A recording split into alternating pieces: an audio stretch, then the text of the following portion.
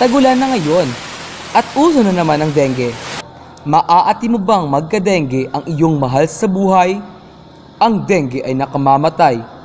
Sa isang kagat ng lamok, ang may dengue ay lalagnatin. Makakaramdam na matinding pananakit sa katawan, panghihina, paglitaw ng rashes, at maaaring makamamatay. Tiyaking walang kitikiti sa iyong tahanan at kapaligiran. Gumamit ng mosquito repellent. Huwag mag-shorts.